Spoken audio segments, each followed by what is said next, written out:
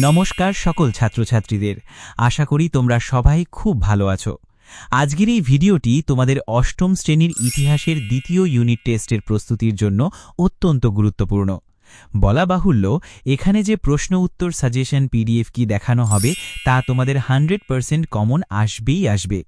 তোমরা অনেকেই বিভ্রান্ত ছিলে সিলেবাস নিয়ে, তাই প্রথমেই অধ্যায়গুলোর সঠিক নামগুলো পরিষ্কার করে নাও। আমাদের প্রথমেই আছে চতুর্থ অধ্যায়, যার নাম ঔপনিবেশিক অর্থনীতির চরিত্র। এরপরে আমরা আলোচনা করব পঞ্চম অধ্যায়, যার নাম ঔপনিবেশিক শাসনের প্রতিক্রিয়া, সহযোগিতা ও বিদ্রোহ। এবং সব শেষে থাকবে ষষ্ঠ অধ্যায়, যার শিরোনাম জাতীয়তাবাদের প্রাথমিক বিকাশ। শুরুতেই আসি চতুর্থ অধ্যায়ের কথায়। এই অধ্যায়ে আমরা মূলত ব্রিটিশদের তৈরি করা ভূমি রাজস্ব ব্যবস্থা নিয়ে বিস্তারিত জানব। তোমরা যখন আমার দেওয়া এই পিডিএফটি স্ক্রিনে দেখবে, তখন দেখবে চিরস্থায়ী বন্দোবস্ত, রায়তওয়ারি ও মহালওয়ারি ব্যবস্থার একটি সুন্দর তুলনামূলক চিত্র তুলে ধরা হয়েছে।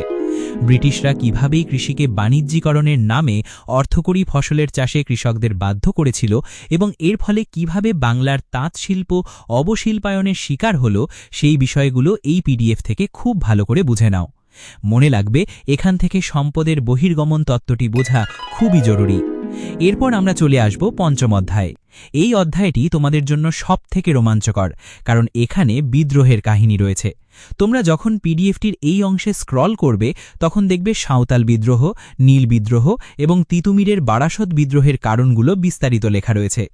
1857 সালের মহাবিদ্রোহকে আমরা সিপাহী বিদ্রোহ বলবো নাকি ভারতের প্রথম স্বাধীনতা যুদ্ধ, এই বিতর্কিত পিডিএফের তথ্যের ভিত্তিতে খুব ভালো করে রপ্ত করে নেবে।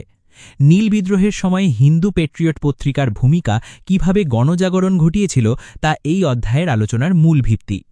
সবশেষে আমরা ষষ্ঠ অধ্যায়ের আলোচনা করব, যেখানে তোমরা শিখবে কিভাবে ভারতবাসীর মনে জাতীয়তাবাদের বীজ রোপিত হয়েছিল।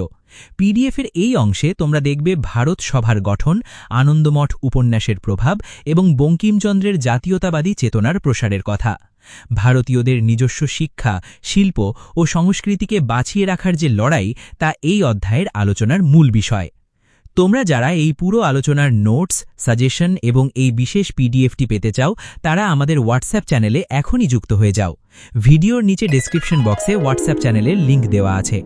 এই পিডিএফটি তোমাদের পরীক্ষার প্রস্তুতির জন্য একটি মাস্টার গাইড হিসেবে কাজ করবে। আশা করি এই 3টি অধ্যায়ের সম্মিলিত আলোচনা তোমাদের পরীক্ষার প্রস্তুতিকে অনেক সহজ করে দেবে। ভিডিওটি শেষ পর্যন্ত দেখার জন্য তোমাদের অসংখ্য ধন্যবাদ।